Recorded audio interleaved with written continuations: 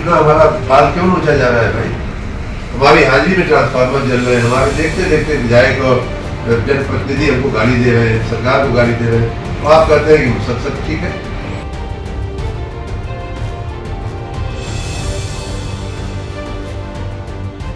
UP के ऊर्जा मंत्री ए.के. शर्मा इन दिनों चर्चा में हैं। हालिया दिनों में उनके कई वीडियो सोशल मीडिया पर वायरल हुए। कहीं उनका विरोध शुरू हो जाता है तो कहीं वो बिजली की समस्या सुनते ही धार्मिक नारा लगा जवाब से कन्नी काट लेते हैं। लेकिन ऐसा बिल्कुल नहीं है कि मंत्री जी जनता की परेशानियों को लेकर गंभीर नहीं है। ऊर्जा मंत्री खुद अफसरों को फटकार रहे हैं, बिजली कटौती को लेकर उनसे सवाल जवाब कर रहे हैं। राजधानी लखनऊ में उन्होंने अपने विभाग के आला अफसरों के साथ अहम बैठक की। मीटिंग के दौरान उन्होंने अधिकारियों को कहा, आपकी लापरवाही के कारण सरकार और उन्हें जनता से गालियां खानी पड़ रही हैं। इतना हमारा बाल क्यों नोचा जा रहा है भाई? हमारी हाजिरी में ट्रांसफार्मर जल रहे हैं, हमारे देखते देखते विधायक और जनप्रतिनिधि हमको गाली दे रहे हैं, सरकार को गाली दे रहे हैं, तो आप कहते हैं कि सब ठीक है। यही नहीं, ए.के. शर्मा ने अफसरों को खूब डांटा। ये तक कह गए कि ये कोई बनिया की दुकान नहीं है। मैं आज बहुत ही नाराज, बहुत ही दुखी होकर के यहाँ आया और मैं फिर आशीष आपको भी कह रहा हूँ कि हम एक पब्लिक यूटिलिटी चला रहे हैं, पब्लिक सर्विस चला रहे हैं। ये कोई बनिया की दुकान नहीं हम चला रहे हैं, पैसा नहीं दिया सामान नहीं मिलेगा, सामान हमको देना पड़ेगा। क्या व्यवस्था आप लोग चला रहे हो? छोटी सी बिल नहीं जमा हुआ, पूरे गाँव की लाइट। योगी सरकार के मंत्री ए.के. शर्मा इस सख्त तेवर के बाद मुरादाबाद से लेकर लखनऊ तक हड़कंप मचा हुआ है। बावजूद समस्या जस की तस है। उत्तर प्रदेश में इन दिनों बिजली कटौती ने लोगों की नींद उड़ा दी है। मौसम गर्म है, पारा चढ़ा हुआ है और पंखे ठप पड़े हैं। ऐसे में वहां जमीनी हकीकत कैसी है, उसके लिए रुख करते हैं यूपी के अलग अलग शहरों का, जहां बिजली की हालत देखकर आप भी हैरान रह जाएंगे।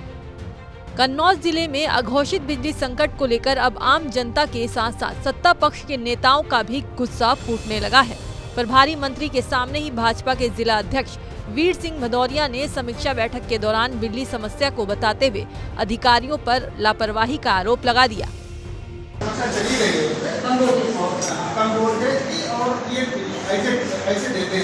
मैं इस समस्या को हल करने के लिए मैं इस समस्या को सब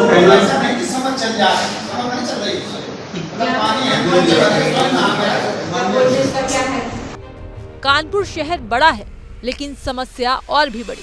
यहाँ बिजली की समस्या इतनी ज्यादा खराब है कि लोग सड़कों पर उतर आए हैं। उनका कहना है कि शहर में 5 से 7 घंटा बिजली जाना अमूमन बात है। ये समस्या बहुत ज्यादा है। मतलब लाइट की आप समझो 24 घंटे में 6-6, 7-7 घंटे कटौती। कानपुर शहर मेट्रो सिटी हो गया, जबकि आप समझो, ठीक है। उसके बावजूद भी मतलब यहाँ लाइट का कोई रवैया ये नहीं है कि कब आनी कब जानी है। स्टडी के नाम पर बिल्कुल मतलब आप समझो 6-6 घंटे मतलब आप इतनी दिक्कतें हैं कि आप इन्वर्टर को चार्ज नहीं हो पा रहा। पहली बार मऊ जिले में तो बिजली व्यवस्था को लेकर चौंकाने वाली तस्वीर सामने आई है। मुस्लिम बहुल इलाकों में जहां लोगों ने बिजली आपूर्ति को संतोषजनक बताया, वहीं हिंदू बहुल क्षेत्रों में लगातार शिकायतें सामने आई। लोगों ने समय तक गिनाकर आंकड़े बताए।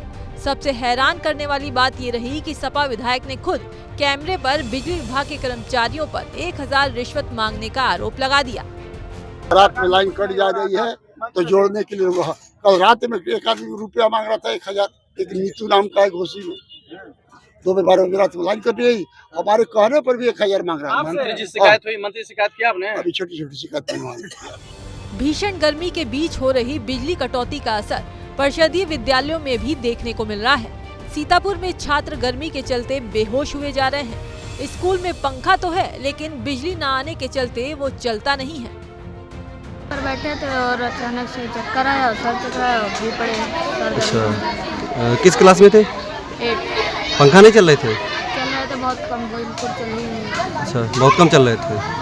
आज स्कूल में सर सुबह से लाइट भी नहीं आई, पंखे तो लगे हैं, चलते नहीं है। लाइट जब आती नहीं इसीलिए चलते नहीं। बच्चे इतने सारे आते हैं, एक सीट पे 10-10 लोग। एक क्लास में कितने बच्चे हैं बिटिया? एक क्लास में 83, हम कक्षा 7 में 83 बच्चे हैं। और फैन कितने लगे हैं?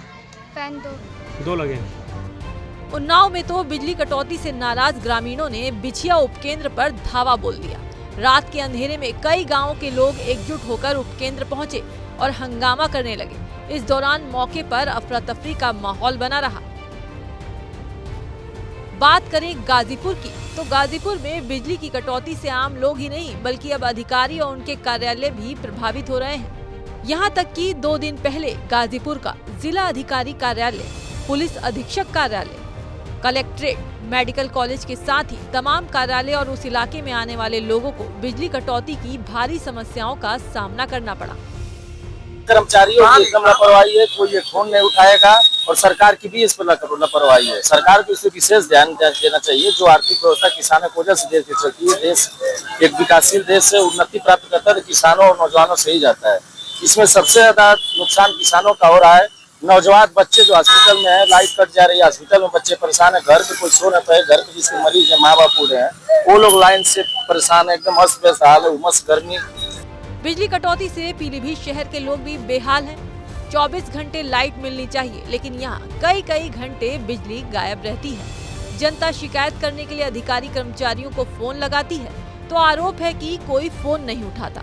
पीलीभीत विद्युत विभाग सप्लाई सूचना नाम से इस व्हाट्सएप ग्रुप को जरा पढ़ लीजिए और देख भी लीजिए। देखकर आप समझ ही गए होंगे कि बिजली के यहाँ क्या हालात हैं। भीषण गर्मी में पूरे कुशीनगर जनपद में लो वोल्टेज की समस्या और बिजली कटौती से हाहाकार मचा हुआ है। बिजली की समस्या को लेकर बीती रात विद्युत वितरण केंद्र फाजिल नगर पर लोगों ने जमकर प्रदर्शन किया और देर रात तक धरना दिया। वहीं लोगों के आक्रोश को देखते हुए विद्युत विभाग के एक्सीएन को भी लोगों को समझाने के लिए मौके पर आना पड़ा।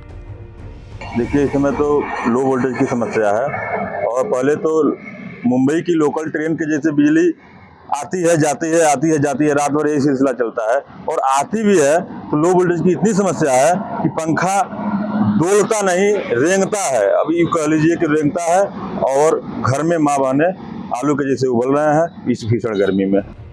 हमारे इस रियलिटी चेक से साफ है कि ऊर्जा मंत्री चाहे जितनी भी मीटिंग ले या चेतावनी दे, लेकिन जमीनी हकीकत ये है कि उत्तर प्रदेश के लोगों को आज भी बिजली के लिए संघर्ष करना पड़ रहा है।